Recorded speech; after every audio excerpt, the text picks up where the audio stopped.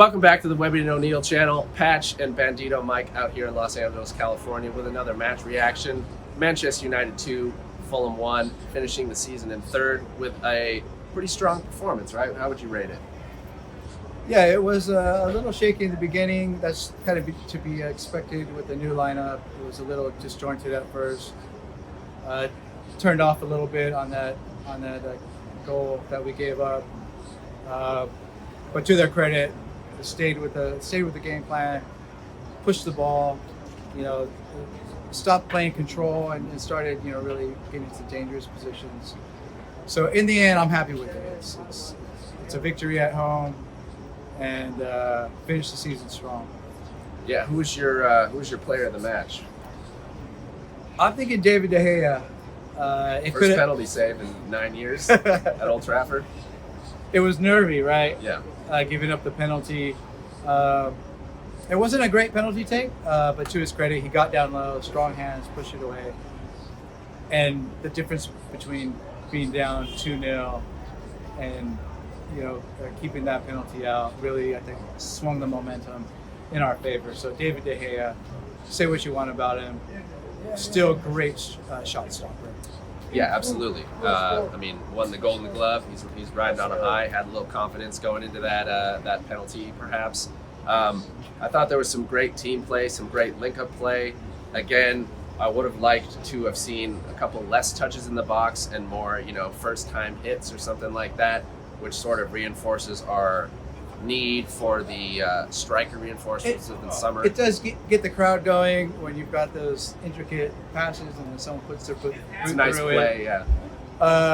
I thought, now that you mentioned that, I thought Sancho was really good out on the right. We've said this before, he's not a player that's going to take somebody on with power or speed.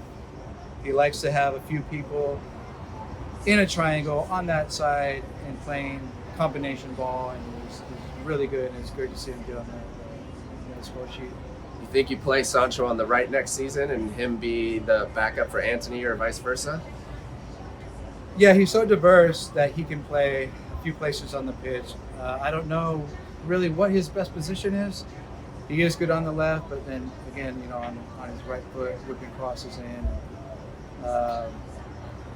So he showed today, that he can play wherever needed, wherever the coach wants him on. And in terms of the rest of the team, obviously the back line, they let a goal in off a set piece.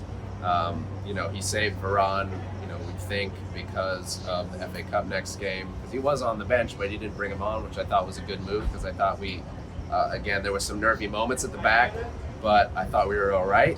And, bringing Varane when I feel like we could have rested him was kind of the better play, and Ten Hag looking to the future for next Sunday, Yeah, I think teams like Fulham, no disrespect to Fulham, for a team that has come up to finish where they are on the table, good season for them.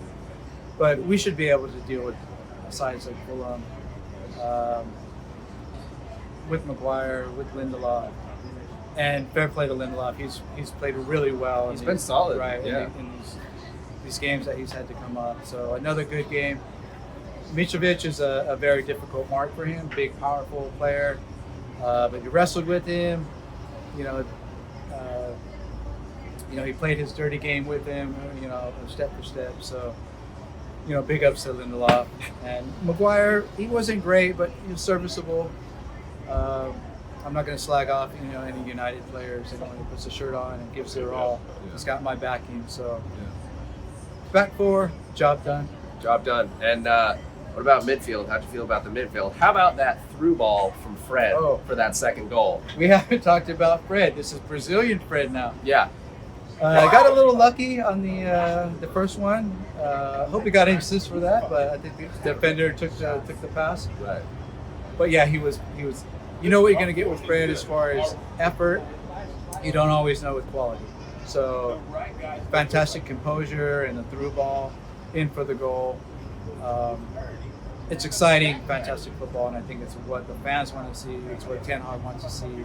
So more of that, Fred. Yeah. That's kind of been the gripe with Fred with a lot of people, is you kind of get the Jekyll or Hyde with Fred. but I feel like, because he did He's give tens and twos, right? Today was closer to a 10. Yeah. And he gave the ball away a couple times, but, like you said, he never lacks in his effort. It's just sometimes the quality that's in question, and I felt like today we saw some quality. Yeah, I don't mind people giving the ball away when you're trying to produce Right. a little bit of magic. When you're Sometimes it just doesn't come off. right, it's not going to come off every time. You look at, Bruno, he gives the ball away if you look at his stats, but it's because he's such a creative player and he's not always playing it safe. One of the criticisms of Sancho has been that he's always just slowing the game down, playing it safe. And I thought, we're giving the ball away, but it's because we're trying things and we're trying to go forward and be progressive. So I don't really mind that. Yeah. But overall, good performance, great end to the season, finishing third. We get Champions League next year, and the allure not only of Ten Hag as potentially being your gaffer, but now playing Champions League football. Hopefully we'll draw some more big-name players into the summer. Obviously, we need the striker. Perhaps we need another center back or right back, maybe a midfielder. Yeah, as evident. You feel bad for Weghorst. He had it right there on a play. And you can see it in his face, too. And it's kind of a microcosm for his time at United. Worked really hard in the build-up. Final product wasn't there. So yeah, as you're mentioning, we want players that are going to believe in the project under Ten Hag and come in and make a difference on the table, bring in points, and play the kind of football that we want to see. So very excited about that. Looking forward. Champions League in the bag. Back where we belong. Yeah, not to think too forward, but we're doing a match reaction, but we've got the fight in us, but we do need some more pieces if we're going to compete with the top teams in Champions League. So looking forward to see what happens, and all at this point all we can really do is wait. But end of the season, I certainly didn't have us finishing top 4, so over the moon for it. Yeah, absolutely. I think this season has exceeded the average fan's expectations. I mean, we got a trophy. We're in the running for another trophy. Third in the league, Champions League next season. Hopefully this new owner situation gets sorted out and we get a nice little transfer budget to just hand over to Ten Hag so he can just go on a shopping spree and get all the people that he wants. I'm excited for it, but I'm also nervous. We hope it gets wrapped up in time to be ready for the transfer window. Yes. Because I know I read last week that the transfer window is opening June 14th, but that's for next summer. Okay. So I was like, well, we are well screwed if it opens June 14th. We don't normally do business right away, right? We Right. like to leave it to the last day and fax machines and all that kind of stuff. Yeah. What I am excited about, Patch, is being a part of Webby O'Neill.